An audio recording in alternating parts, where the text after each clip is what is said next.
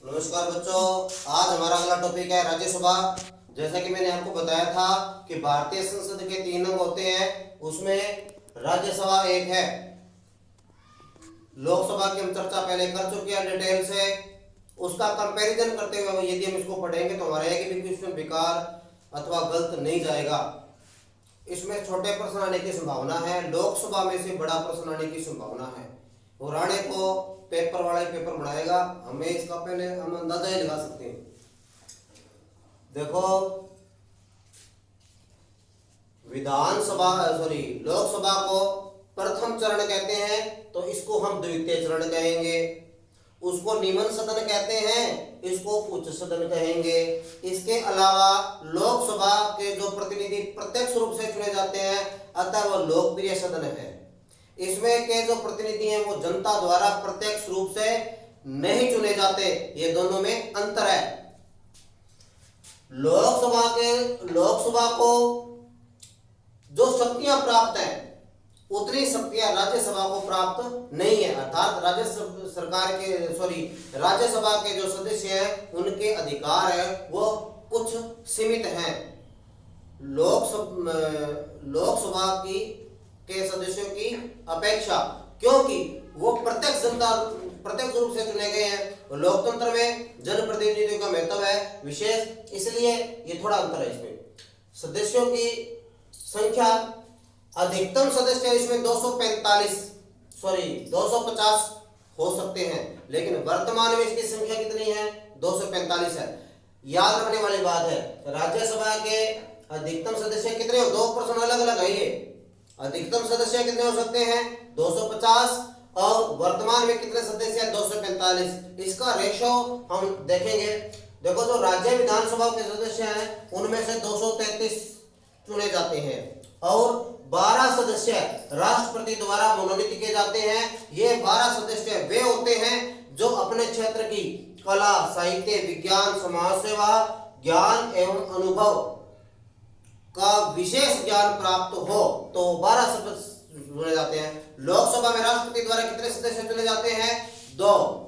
ये अंतर दोनों में, 2 सदस्य चुने जाते हैं, और राज्यसभा में राष्ट्रपति द्वारा 12 सदस्य चुने जाते हैं। ये आपसे पूछ सकता है, ध्यान रखना। और यहीं पर ये बच्चा मार खाता है क्योंकि वह अंतर करता हुआ नहीं पड़ता। इसके अलावा योग्यता की बात करते हैं।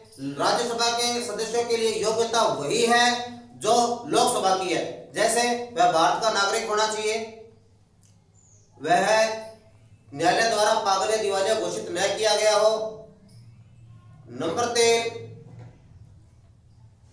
वह किसी केंद्र अथवा राज्य सरकार में लाभ के पद पर नहीं हो। और नंबर 4, एक अंतर है जो आपको विशेष याद करना है। लोकसभा के सदस्यों की न्यूनतम आयु 25 वर्ष है, यानी 25 वर्ष या उससे अधिक उम्र का व्यक्ति लोकसभा का सदस्य बन सकता है, लेकिन राज्यसभा का सदस्य बनने के लिए न्यूनतम आयु 30 वर्ष है और इससे अधिक।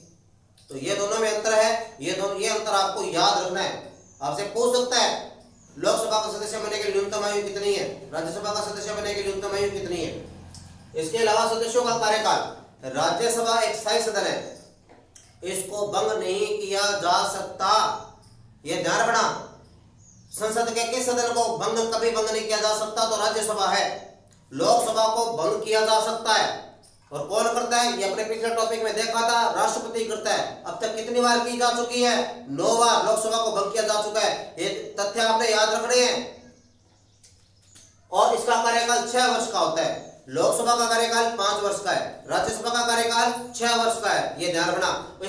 इसमें 1/3 सदस्य 2 वर्षों के बाद सेवानिवृत्त हो जाते हैं और उतने ही नए आ जाते हैं, उतने ही नए आ जाते हैं। तो ये क्रम है। और राज्यसभा के पदाधिकारी, राज्यसभा में मुख्य 2 पदाधिकारी होते हैं जिनको हम सभापति या उपसभापति कहते हैं। लोकसभा का अध्यक्ष होता है, जो कार्य करता है वही राज्यसभा में सभापति कार्य करता है। लोकसभा का उपाध्यक्ष जो कार्य करता है वही उपसभापति कार्य करता है, यानी सभापति की अनुपस्थिति में उपसभापति सदन की अध्यक्षता करता है। अब क्या है डिफरेंस, क्या है? देखो, लोकसभा के अंदर जो लोकसभा के सदस्य है उनमें से ही एक को अध्यक्ष और एक को उपाध्यक्ष चुना जाता है। लेकिन इसमें राज्यसभा में फिक्स है कि जो भारत का उपराष्ट्रपति है वही राज्यसभा का सभापति होगा। तो राज्यसभा का सभापति होता है भारत का उपराष्ट्रपति। ये क्वेश्चन बनता है छोटे प्रश्नों में। और उपसभापति राज्यसभा के सदस्यों में से ही चुना जाता है।